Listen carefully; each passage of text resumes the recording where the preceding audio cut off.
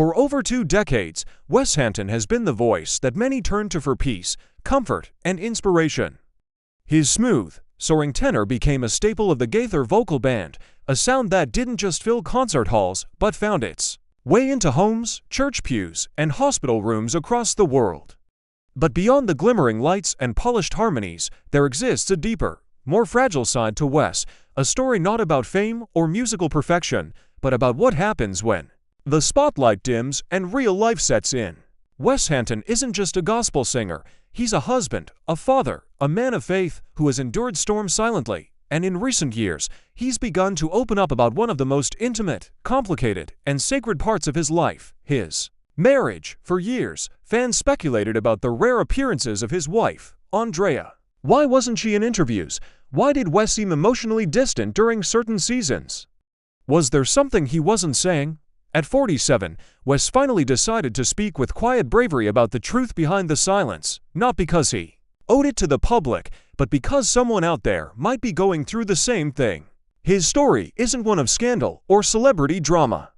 It's the testimony of a man nearly undone by distance, duty, and devotion, and of a woman who chose to fight for love when it would have been easier to walk away. Wes was born on December 8, 1977, in Memphis, Tennessee, but spent most of his childhood in Birmingham, Alabama, a city with deep spiritual roots. From an early age, it was clear that Wes had been gifted with something rare, a voice that didn't just sing, but reached into the soul.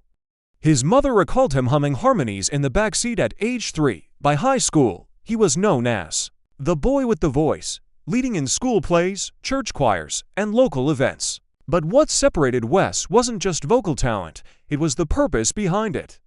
He didn't sing to be heard, he sang to help people feel heard. After studying at Trevecca Nazarene University and earning a degree in psychology from the University of Alabama at Birmingham, Wes faced a crossroad. He could follow a traditional path in counseling or pursue music full-time. Ultimately, he believed God had given him a voice not for entertainment but for healing, not for stages but for souls. That calling led him, in 2005, to join one of the most revered gospel groups of all time, the Gaither Vocal Band. Replacing a beloved tenor wasn't easy, but Wes didn't try to copy anyone. He brought something fresh, pure, honest, and deeply personal. Songs like Jesus is Everywhere, These Are They, and I'll Pray For You weren't just performances. They were prayers sung out loud, but while fans saw the joy, the travel, the accolades, behind the scenes, Wes was quietly being pulled in 2 very different directions. In the late 1990s, long before his career took off, Wes married Andrea, a quiet, graceful woman with a deep sense of faith and a natural desire to live a private life. Unlike many celebrity spouses, Andrea didn't seek attention or platforms. She stayed home, grounded in the rhythms of parenting, prayer, and partnership. Over time, they had 4 sons, and their home became a sanctuary away from the road, a place where Wes could come back to real life. But as his career intensified, so did the demands on his time.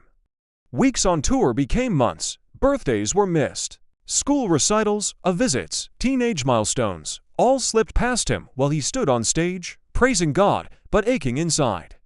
Andrea, though strong, began to feel invisible. She wasn't just holding down the fort, she was carrying it. She handled the chaos of everyday life while Wes poured his energy into strangers' hearts every night. The emotional toll began to show. There wasn't infidelity, abuse, or scandal. Just silence, emotional distance, exhaustion to people who loved each other deeply, but who began to feel like roommates more than partners. Andrea finally suggested counseling, a decision that broke them open before it brought them back together. For Wes, it meant canceling shows. For Andrea, it meant expressing pain she had kept hidden for years. They cried, they fought, they repented. They slowly began the painful process of rebuilding what time, ministry, and silence had worn down. Wes once shared, during a gospel marriage seminar, a sentence that stunned the room into silence. My wife's honesty, not her preaching, saved my ministry. He didn't just mean his career, he meant his soul. Andrea had reminded him of something simple, but profound: you can win the world and still lose your home. Wes had to reckon with that truth. He began turning down some engagements, scaling back travel, scheduling just us time, and showing up for the small, sacred moments of parenting. Andrea, too, found her own footing again.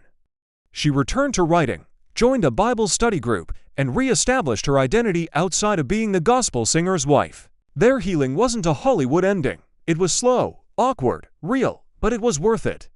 Wes began to speak more openly in interviews, not to air dirty laundry, but to offer a lifeline to other couples drowning in silence. He described how counseling gave them language they didn't have before, how Andrea's strength humbled him, how his music began to change, not in melody, but in meaning. His performances became more vulnerable, his interviews more honest. And the rumors, they faded, because in truth, Andrea was never a mystery. She was just someone protecting the sanctity of something too important to parade in front of cameras, but love wasn't the only test Wes would face. In 2012, tragedy struck when Wes's younger sister, Lauren, died unexpectedly at just 28 due to complications from a rare autoimmune disorder. Wes got the call while backstage on tour. The shock was indescribable. In a blog post years later, he wrote, "I remember falling to my knees in the dressing room. At first, I couldn't cry. My soul just went mute." He took a short break to grieve, but returned to the stage, shaken and changed. Songs like "Sometimes It Takes a Mountain" and "Glorious Impossible" took on new weight. The words weren't lyrics anymore, they were confessions. He told his audience that grief doesn't mean you lack faith. It means you had love, deep, soul-bonded love. And when you lose someone that precious, the pain doesn't vanish. It just becomes part of you. He began to talk more openly in Christian spaces about mental health, mourning, and the quiet agony many believers carry silently. In a genre where praise often overshadows pain, Wes became a quiet revolutionary. He was still singing about Jesus, but not from the mountaintop, from the valley, and it made his voice more powerful than ever.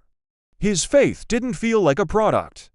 It felt like a process. In 2019, rumors swirled again, this time about a backstage dispute during a tour. Whispers on social media claimed Wes had walked off after a disagreement with another gospel artist over creative direction. Blog headlines screamed about conflict in the camp. Some said ego was the problem. Others claimed artistic differences. Wes stayed silent at first. Then, with dignity, he posted a brief message on Instagram. "Stories that aren't totally true are occasionally told. I hold everyone I work with in the highest regard. Differences happen, but love and unity always win." He didn't deny or confirm. He just reminded fans of his deeper commitment, not to being right, but to being righteous. Behind the scenes, friends say the ordeal stung. Not because of the false accusations, but because people assumed the worst without ever asking. Wes carried it quietly, and his performances afterward weren't defensive, they were focused. It was as if every note he sang had a silent message. My purpose is bigger than gossip, bigger than perception. And that's why people still trust him, not just as a singer, but as a man of God. In recent years, Wes has continued to evolve. He's released solo albums like A Man Like Me and Reality, which dig deep into themes of doubt, endurance, and hope. These aren't just worship songs, they're journal entries set to music. He's also become a mentor to younger gospel artists, teaching them not just about singing, but about surviving fame, fatigue, and family pressure. In interviews, he often says, "Your legacy is about who you are, not what you win." That humility has kept him grounded through it all, and at the center of it, always, is Andrea. No longer just a supportive spouse in the shadows, Wes now refers to her as his co-minister in life. He says, "She speaks to lift me as I sing to lift others." Their marriage isn't perfect. It never was. But it's real, and maybe that's why it inspires so many, because in a world full of highlight reels, they offer something better: a truth. Wes Hampton is now 47. His voice is as rich as ever, but it's what lies behind the voice that leaves the deepest impression. This is a man who has held fame and pain in the same hand. A man who sung joy into others while quietly grieving his own losses. A man who risked his marriage, then fought to restore it. A man who stands not on a stage, but on grace.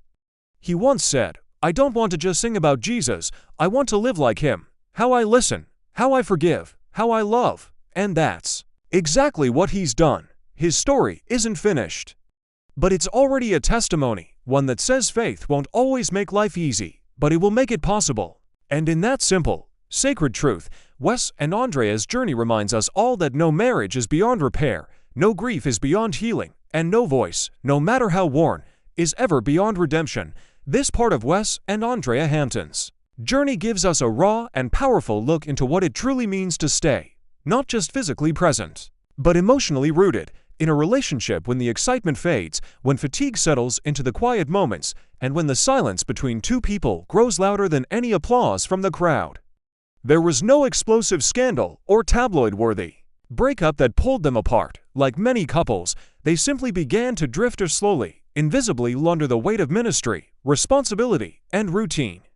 But what makes their story so quietly beautiful is that they didn't run from the fracture. They named it, faced it, and chose to rebuild. Andrea's courage to speak up and Wes's humility to truly listen turned what could have been a tragic ending into a sacred new beginning.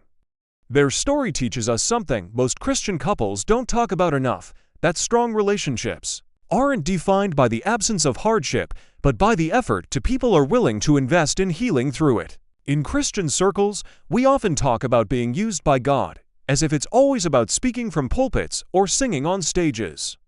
But sometimes, it looks like sitting at your kitchen table, telling your spouse you're lost, exhausted, and in need of help. Ministry doesn't always happen in sanctuaries. Sometimes it happens in counseling rooms, in the stillness of a car ride where no one talks but both hearts speak, or in a quiet prayer whispered through tears when no one's watching. And that kind of ministry, that unseen work, is just as holy. Wes's story reminds us that being given a platform by God doesn't always come with praise. Sometimes it comes with grief, with trials, and with burdens that must be carried even while singing. But it's still sacred. He kept performing, not because it was easy, but because it was necessary, because even in sorrow, he knew that music could still be his offering. His faith didn't disappear when he lost his sister. If anything, it deepened. Worship became less about joy and more about surrender, about trusting God in tears just as much as in triumph. And in doing so, Wes quietly gave permission for thousands of others to grieve and believe at the same time. His integrity also showed in how he handled the fabricated scandal. He could have lashed out, he could have defended himself with bitterness, but instead, he chose grace, trusting that character outlasts headlines. That kind of quiet strength, the kind that isn't flashy but steady, often tells a deeper story than any public statement ever could. What matters most in life is not what happens to you, but how you respond. And Wes's response was one of love, patience, and staying true to who he is. Now, in this season of his life, his music has evolved. The sound is still beautiful, but the meaning runs deeper. His voice has been refined not only by faith, but also by fire. He now tells people, especially those in ministry or long-term relationships, that you don't have to be perfect. You just have to show up. You don't have to know all the answers. You just have to be willing to love, to stay, and to be real, even when it's hard. And maybe most importantly, you don't have to hide your scars, because often, your greatest ministry is born from your wounds, not your strengths. Wes and Andrea's marriage isn't perfect, and that's exactly why it matters. Because it's real, it's raw, and it proves that love isn't always roses and grand gestures. Sometimes it's late-night apologies, sometimes it's learning how to hear each other again. Sometimes it's choosing one another over and over, despite years of heartache. The quiet labor they've done behind closed doors, the rebuilding, the forgiving, the staying, is the kind of testimony this world desperately needs. They may never write a book or lead a marriage tour, but their story speaks volumes. What do we take away from Wes Hampton's life? That greatness isn't found in how loudly people cheer, but in how deeply you love when no one is watching. That sorrow, strain, and seasons of silence don't disqualify you, they reveal your humanity. And that healing, though slow and messy, is always possible when grace and humility meet in the middle. Every voice you hear on stage carries a backstory, and in Wes's case, every note he sings is laced with the echoes of redemption. Because sometimes, the most broken places give birth to the most beautiful harmonies. And if you've ever grieved silently, fought to hold your marriage together, been misunderstood, or longed to feel seen, then you'll carry something from this journey with you. Maybe not the melody, but definitely the message.